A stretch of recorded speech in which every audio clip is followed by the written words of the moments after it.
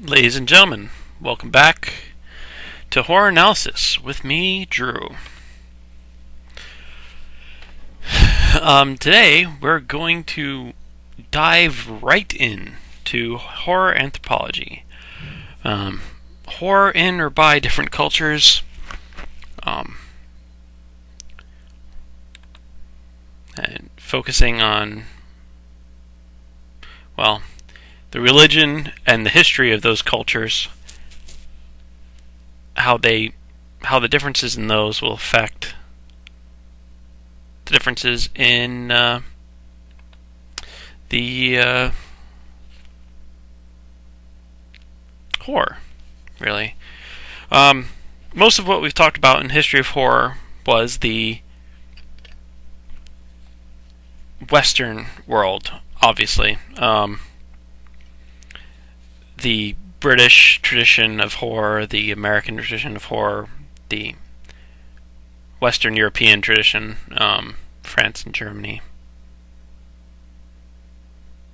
Don't think we went even further than that. France, Germany, Spain on occasion. Did we even bother with Spain? Touch Spain? I don't know if we did. Portugal, etc. And of course the Americas. Now, we're going to contrast that and go to the opposite end. We're going to go to the Far East. I have Wikipedia's Eastern World map. This is the colors are the Far East, the quote Far East. The orange will be the South Asian area, the blue would be the Southeast Asia, and the green would be the East Asian area. And today we're going to focus on the green. We're going to focus on the East Asian area. Now, that is, of course, you can see from there, Mongolia, China, the two Koreas, and Japan. You'll see, I don't think you actually see Taiwan on there, and you don't really see Hong Kong on there either, even though Hong Kong is part of China now, again. But those will also be focused on. I'll say right away, there's nothing on Mongolia. Difficult to have anything on Mongolia. There's not a lot. I did check on it, but it didn't seem to have anything. As far as ghost stories or native things, the film industry has been very much based out of Russian influence more than Chinese influence. In Mongolian recent history. Literary history in Mongolia is light, and I didn't find anything for ghost stories. Obviously, my method of research is limited to internet searches, so it's unfortunately not all that rigorous. But I actually still have a lot to get through without having to search down Mongolian stuff. Chinese, of course, Japanese, and Korean. These are actually called by J horror, K horror, and C horror. Japanese horror for J, and just like pop. People who are nerds. If people are nerds, they know what J-pop is, or K-pop. It's Japanese pop or Korean pop. Sorry. or you're Japanese, which probably don't call it that. But anyway. So J horror would be Japanese horror, K horror would be Korean horror, and C horror would be Chinese horror. They are definitely in the Buddhist sphere of influence. I mean, they're not necessarily Buddhist countries now, but for most of the recent history has been hugely influenced by Buddhist thinking, Buddhist cosmology, and you would think that most horror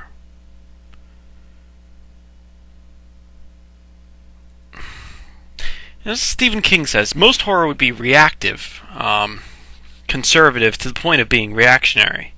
The roots of horror run a couple hundred years deep. So, Communist China, as far as horror goes, will still be in the Buddhist tradition of horror, being that was the couple hundred years beforehand. I don't know much of anything about Confucian cosmology. There might be some. I don't even know if Confucianism has a steady cosmology, or what it would entail. So I'm going to basically stick to Buddhist. It's most of the things, especially in the Japanese area, are through Buddhist. Some Shinto. It's kind of difficult to tell at some points. They sort of mix and match. It's a melting pot sort of thing. And it's not my area of expertise. It's not my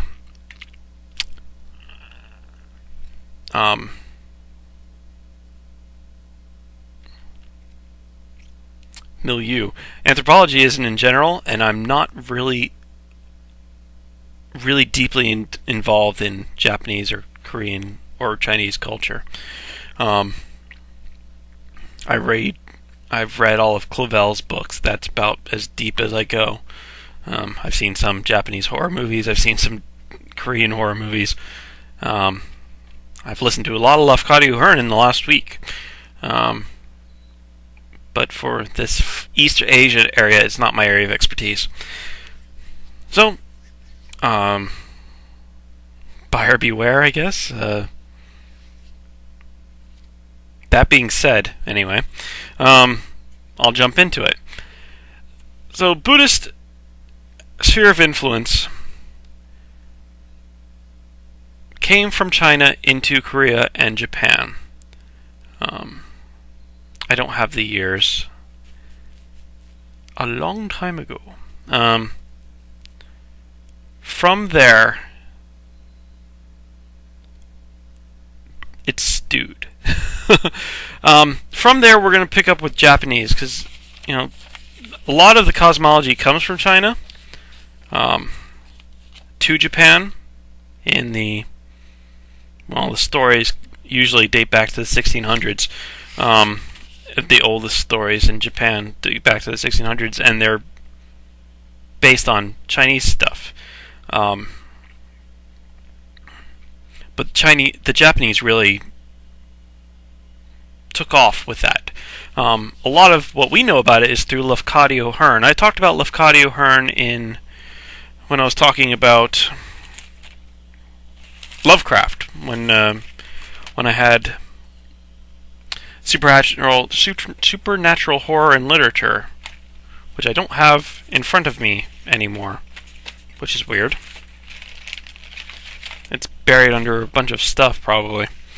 Lafcadio Hearn, let's see, he was 1850 to 1904. His dates. He was an Irishman, an Irish-Greek person who went to Japan, taught in Japan, learned Japanese things, and sort of wrote for English audiences, telling stories of Japan, telling the ghost stories of Japan, telling the big ghost stories of Japan. So most of what we know of the Western world comes from Lafcadio Hearn for the ghost stories. He wrote a book called Kwaidan, which is ghost tale. It's the older version of what Japanese call kaidan. I'm more than likely going to slaughter the pronunciation of all these words. Fair warning.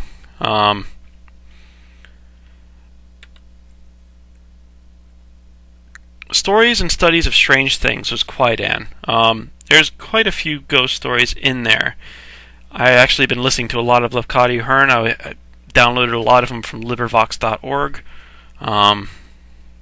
All the public domain books, as I've mentioned a couple of times, are on LibriVox.org. And these are available, and actually a lot of them are really good. So, I'm going to mention a few of them, but we're going to go back to Japan more than Lovecraft Hearn right now. Oh, I forgot about that. I'll talk about that later. So,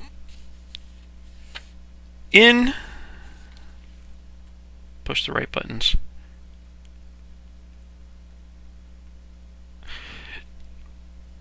In Japan, there is a certain thing that started people telling a lot of ghost stories. In Western civilization or Western culture, there's, sort of the campfire tale.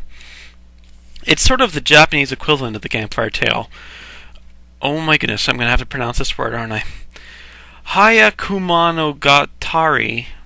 Hyakumonogatari. Kaidankai. No, Kaidankai. Okay. I'm going to put it up on the screen. Note to self, put it up on the screen. It was a game, sort of like a cross between Campfire Tales and the Bloody Mary or the Candyman game that people did in the dark mirror. Go into the bathroom, close the door, don't turn on the light, say Bloody Mary 100 times, and you'll see Bloody Mary's ghost appear, or something like that. Or Candyman, you have to say Candyman 5 times in the mirror with the lights off. And it comes out and kills you. It was a cross between the two. This was a storytelling parlor game. Dark fell, and all the lamps were put into one room with a big mirror, and there was 100 lamps of the Japanese paper lantern things. What were they called? They called them. I did not write down what they called them. Lamps. After dark, the people start telling ghost stories. The people at this party. It's a parlor game. And at the party, people would tell a ghost story, and then go into the room with all the lanterns, look into the mirror, and extinguish the light. So the room gets 1/100th darker. And then another person tells a ghost story. Tells the ghost story, goes in, looks in the mirror, extinguishes another lamp, down to 98. Keeps going down, down, down, down. More and more ghost stories are being told. And the room keeps getting darker, and of course, as the room's getting darker, you can see, with the lanterns, you can see stuff. Tricks of the light. Tricks of the light become much more possible when the lights. When there's not 100 lanterns, there's only 7. There's going to be a lot more tricks of the light with the lantern while you're looking in a mirror. And you're going to be creeped out by these tricks of light. And most people don't want to get down to 0. No one wants to get down to 1, to be the last person in there to extinguish the last light while looking in the mirror.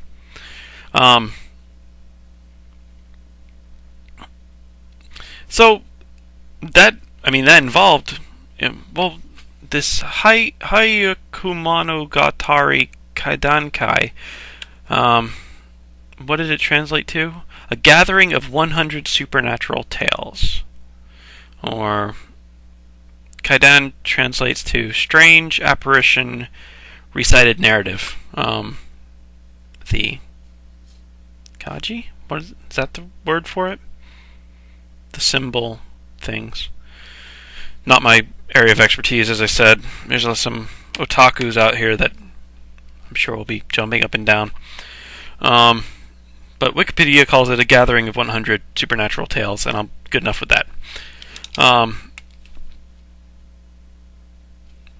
This game became quite popular in the early to mid 1600s. And that was about the time that the printing press started getting really big in Japan. So the first ghost story book came out in 1677. The first Kaidan Shu. And then this is Wikipedia, so bear with me, folks, because of course Wikipedia is going to have conflicting numbers. So the other side of Wikipedia says that the first ghost story came out in 1666. Otogi Boko. Again, I'm going to slaughter pronunciation of these.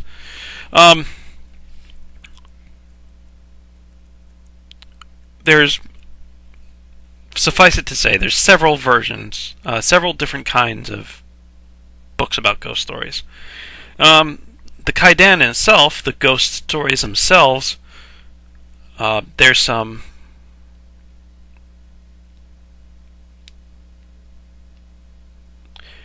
quite a few. There's a few notable ones. A few notable ones from Lefkadio Hearn that I really enjoyed. I'm going to share. And a couple other ones. I don't know some of these. Oh, okay. Should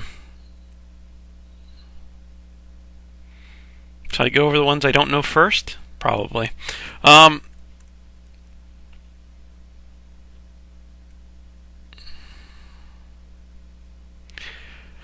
Bancho Sarayashiki, The Story of Okiku,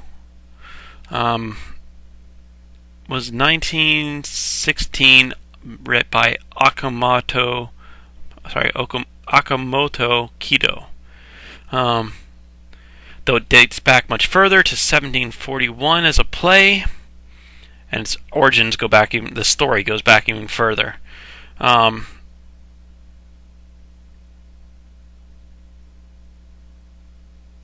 Yatsuya Kaidan. Kaidan being Ghost Story. Ghost Story of Tokaido Yatsuya.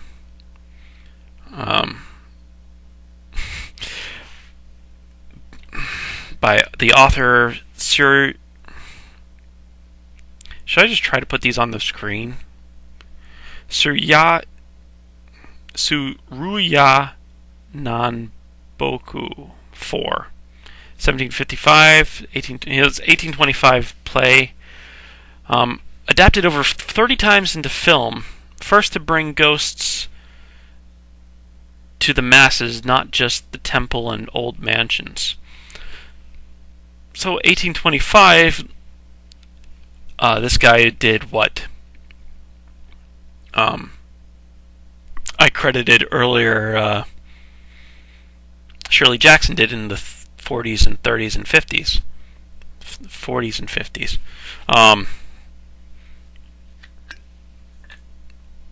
So Japan got actually a little bit of the jump on that, on us on that one, which is cool. Oh yeah, the Botan Doro. I actually had a really good version of this by Lefkadio Hearn. Botan Doro, the Peony Lantern.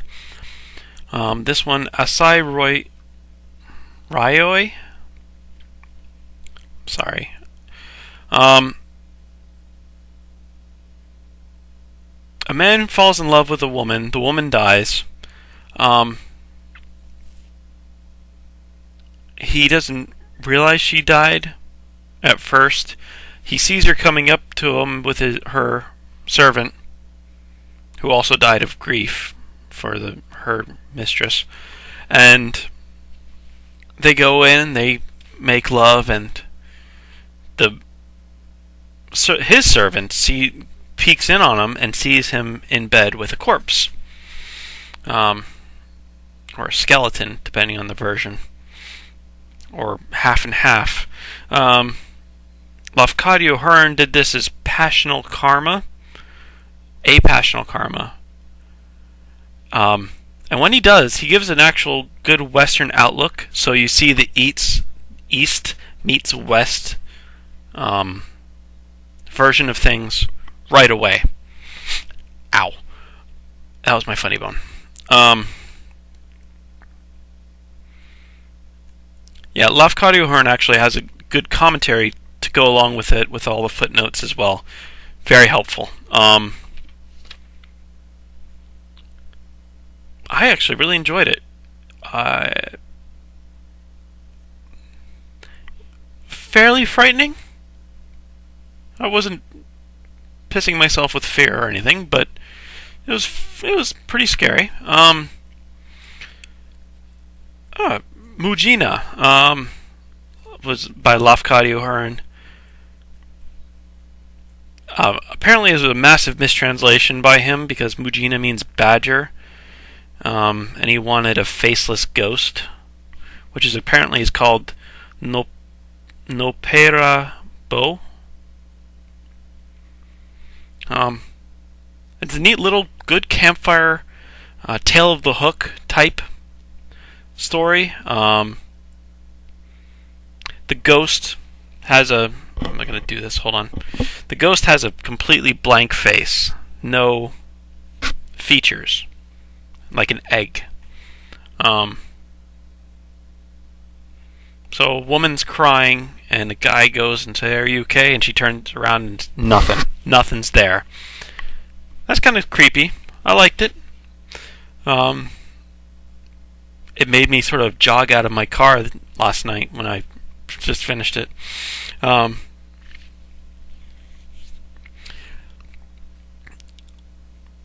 There's a few like that, actually.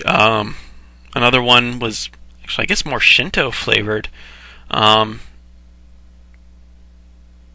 that it was a god and the money box was stolen by a woman, so the god killed her kid. Yeah. A lot of these are more Buddhist flavored because it's someone dies and then they're instantly reincarnated as a ghost, and then either have to attack somebody else, or two souls are entwined, so even the guy falls in love with a corpse, or the guy falls in love with a ghost and then he's in bed with a corpse. It's because their karmas are intertwined for several lifetimes or whatever.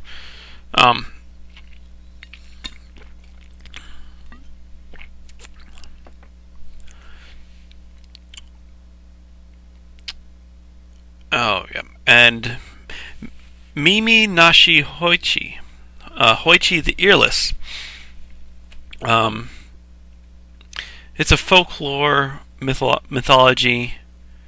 It was published by Lafcadio Hearn as well, in English.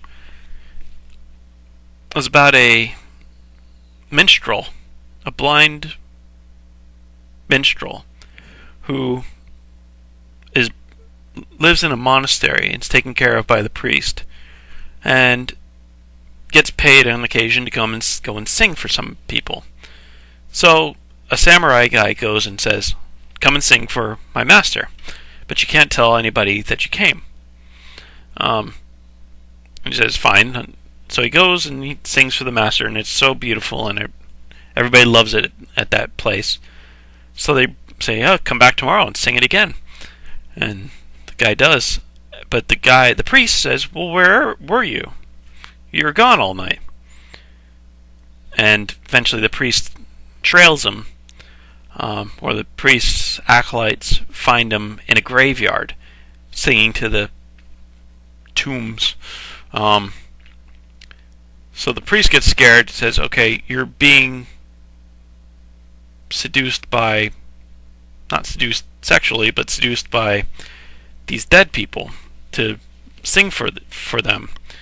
What we're going to do is we're going to put a bunch of symbols on you so the ghost can't see you from Buddhist scripture. So he does, and he's invisible to the ghosts now, except for his ears, because they didn't put symbols on his ears. So the ghost rips his ears off. It was cool. It was a good story, too. I sort of ruined it a bit, but nonetheless. Yeah, I would definitely recommend Lafcadio Hearn if you haven't tried it. For the classic. This is definitely the classic,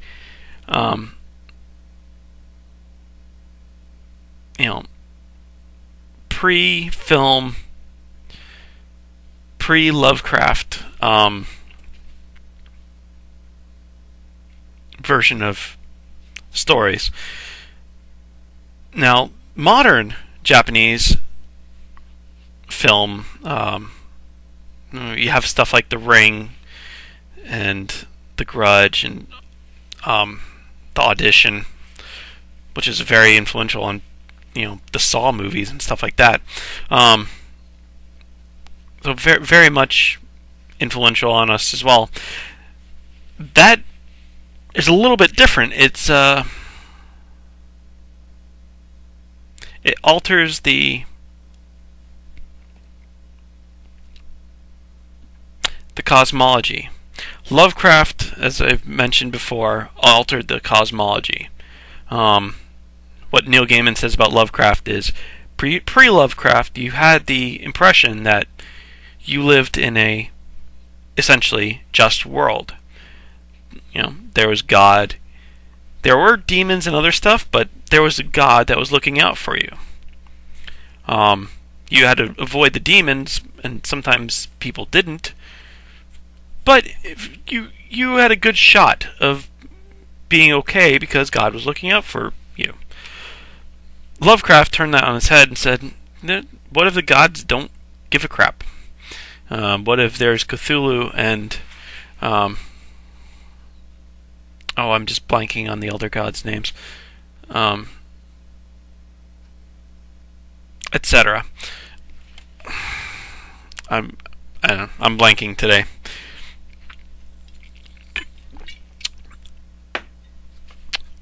But what if they don't care if humans die?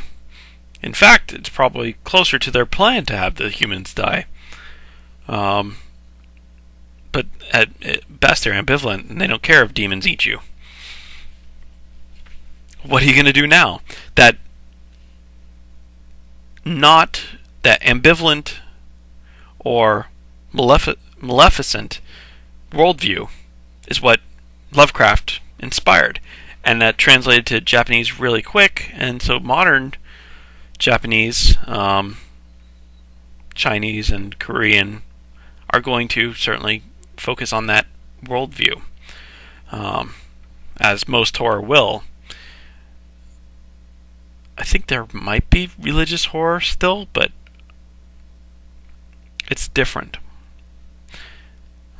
The Exorcist, yeah, but yeah.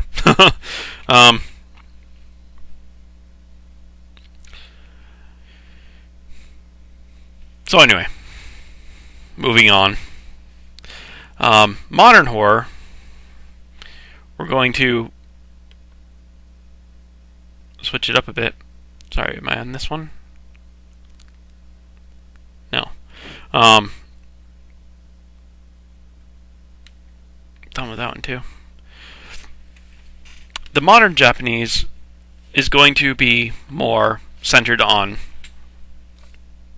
scares, which is typical. But the worldview isn't, the same Buddhist worldview as the reincarnation, the Buddhist reincarnation of souls into,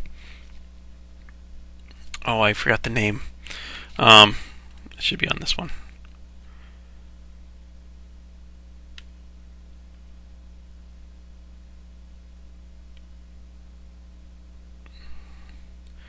Yokai? Is that the ghost? No, that's not the ghost. Yurei.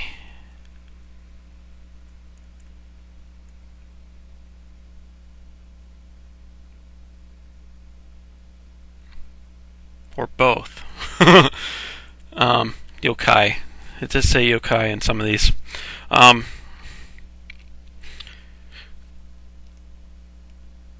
It's not the same. Well,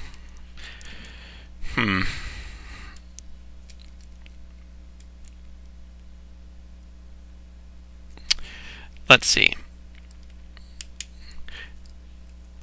The Japanese reincarnation is still going to fit. The Japanese don't have so much of a problem with the worldview needing to be benevolent like Western culture did for most of its existence. Pre-Lovecraft. But there are... I'm throwing myself off here. Come on, Drew, what am I thinking of? To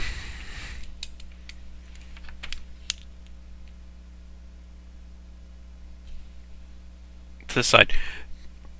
It's probably more Western influence in general coming over.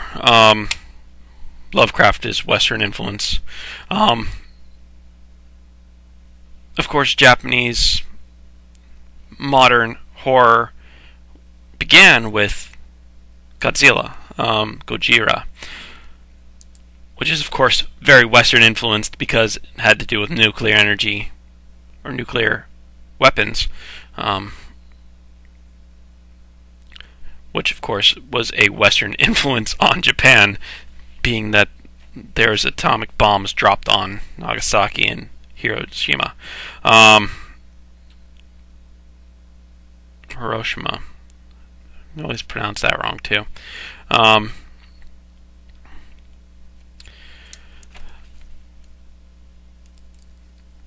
There was a... Oh, I don't want to get that far into philosophy of art.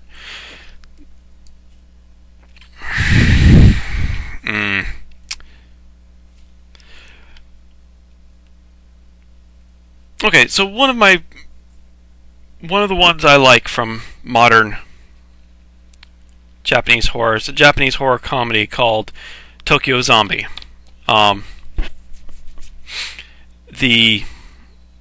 It's a zombie apocalypse type movie.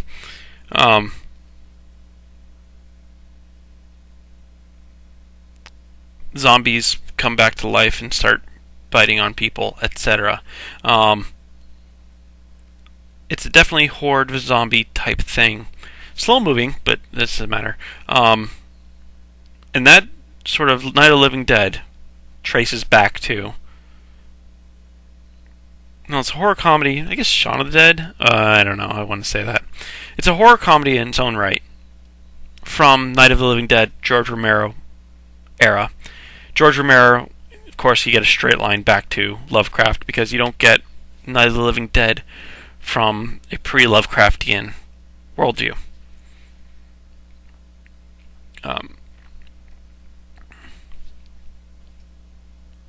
You might get it from Matheson in between as a stepping stone, but I think you could go straight back to Lovecraftian, the Lovecraftian point that Neil Gaiman was making about the worldview.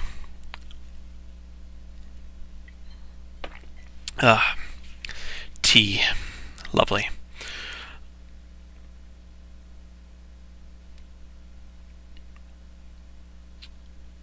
Okay, so, and then... Oh, Japanese horror is just such a rich tradition. I think I'm going to go on to that. So we have some notables, of course, Gojira, The Ring, the Japanese version of The Ring, the Japanese version of The Grudge, Ju-on and Ringu. The Audition, which was very influential on the Saw movies. Actually, I'll point this one out since I'm here. There was a documentary done by Discovery Channel. It is available on YouTube.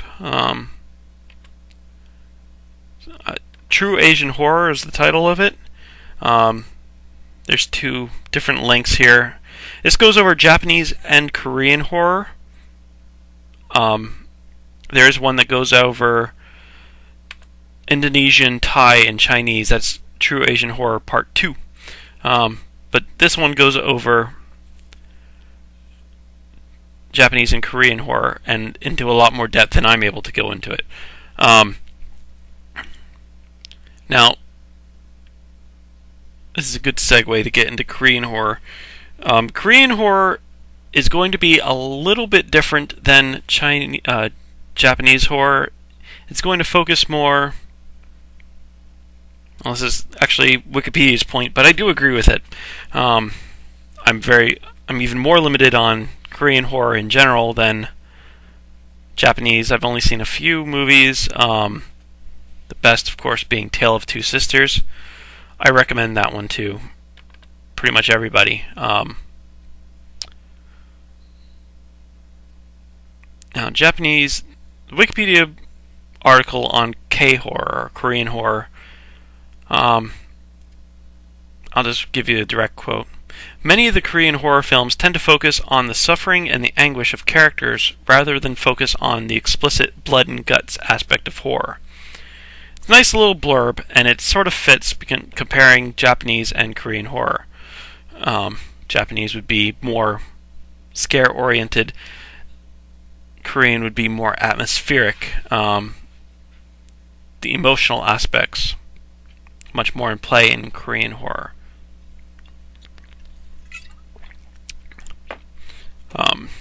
Perfect example being Tale of Two Sisters. Female ghost, but you know what? Female ghosts are in both sides of the...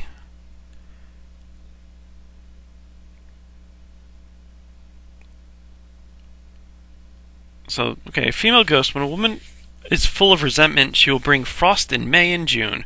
The Korean expression. There's a tradition of female ghosts. There's a tradition of female ghosts pretty much in every culture. I don't know. I'm not sure how much I buy that as being a Korean aspect. Let's see what we have here. Tale of Two Sisters, of course, being a very influential one. Whispering Corridor is not one I've seen.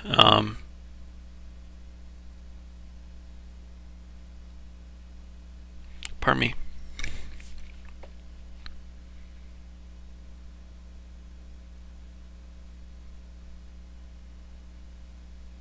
Right. And then directors.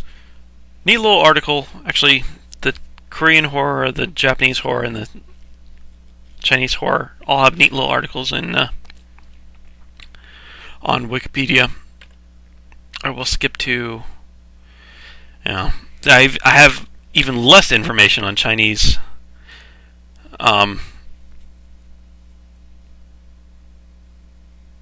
There was...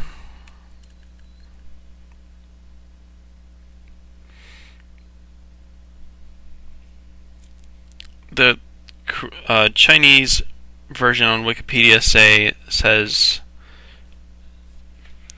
that, like Korean, it doesn't focus so much on the blood and guts aspect that Japanese stuff does. The eye, I think, is the biggest one that's done through Chinese.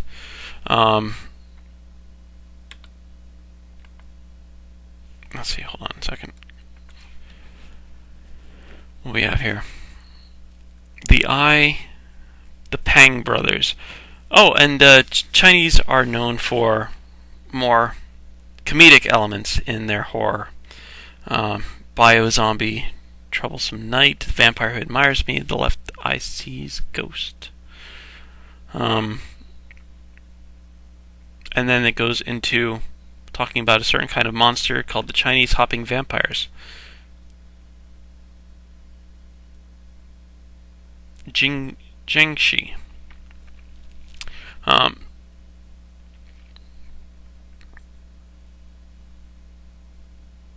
Yeah, I guess all of these will have similar but slightly differing monster types. Oh, there was one, The Eater of Dreams was a short story I read of Leocadio Hearn's, listened to in the car today. It was chimeric.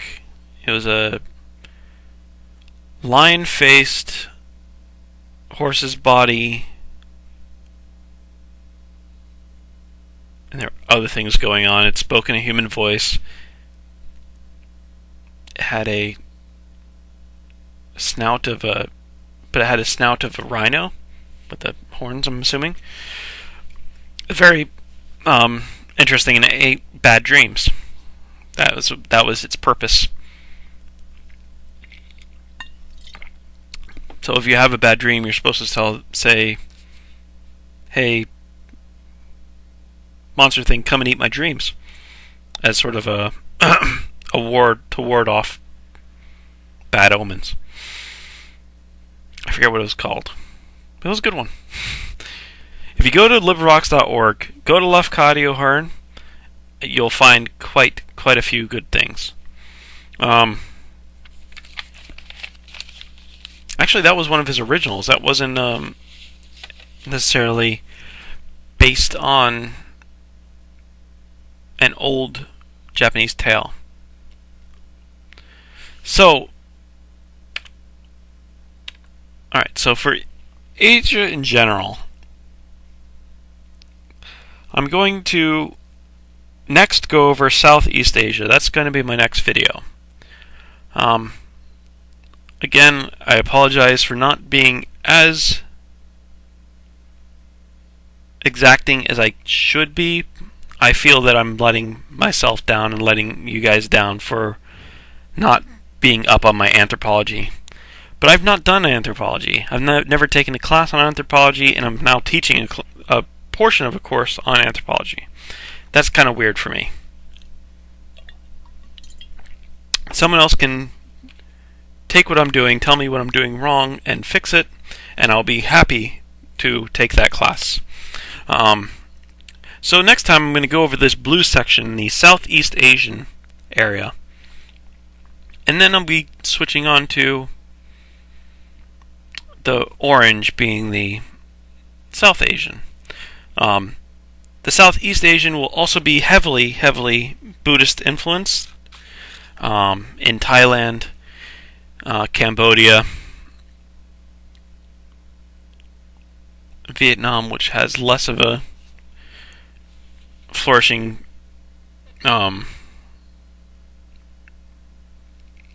filmmaking industry, but certainly has some. And then the Philippines and Indonesia are going to be mixed between Buddhist influence and Muslim influence, Islamic influence. And Islamic influence is going to be very interesting, and we'll of course go into that more when we go into South Asia. This should be a lot of fun. I'm really hoping it is. So next time, Southeast Asia. Time after that, South Asia. Pardon. I'll continue with horror anthropology. Thanks for watching, folks. Have a great night. See you next time on Horror Analysis.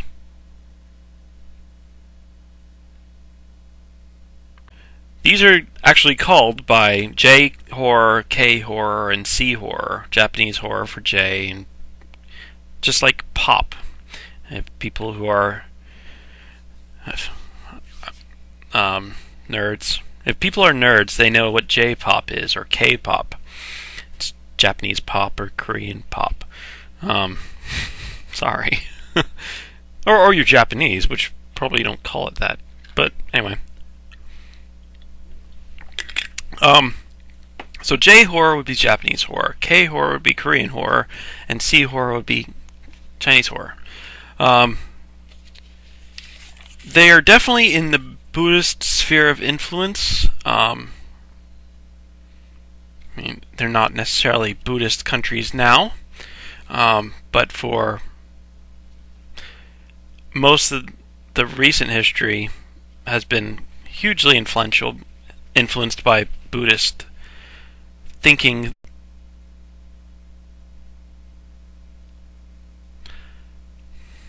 Ladies and gentlemen, welcome back to Horror Analysis with me, Drew. Today we're going to dive right in to horror anthropology. Horror in or by different cultures. And focusing on, well, the religion and the history of those cultures, how the differences in those will affect the differences in the horror, really. Most of what we've talked about in history of horror was the Western world, obviously. As far as ghost stories or native things, the film industry has been very much based out of Russian influence more than Chinese influence. In Mongolian recent history, literary history in Mongolia is light, and I didn't find anything for ghost stories. Obviously, my method of research is limited to internet searches, so it's unfortunately not all that rigorous. But you know, I actually still have a lot to get through without having to search down Mongolian stuff. Chinese, of course. Japanese and Korean. The blue would be the Southeast Asia, and the green would be the East Asian area. And today we're going to focus on the green. We're going to focus on the East Asian area. Now, that is, of course, you can see from there, Mongolia, China, the two Koreas, and Japan. You'll see, I don't think you actually see Taiwan on there, and you don't really see Hong Kong on there either, even though Hong Kong is part of China now, again. But those will also be focused on. I'll say right away, there's nothing on Mongolia. Difficult to have anything on Mongolia. There's not a lot. I did check on it, but it didn't seem to have anything. The British tradition of horror, the American tradition of horror, the Western European tradition, France and Germany. Don't think we went even further than that. France, Germany, Spain on occasion. Did we even bother with Spain? Touch Spain? I don't know if we did. Portugal, etc. And of course the Americas.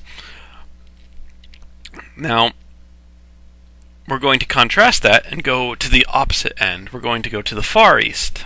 I have Wikipedia's Eastern World map. This is the colors are the Far East, the quote Far East. The orange will be the South Asian area,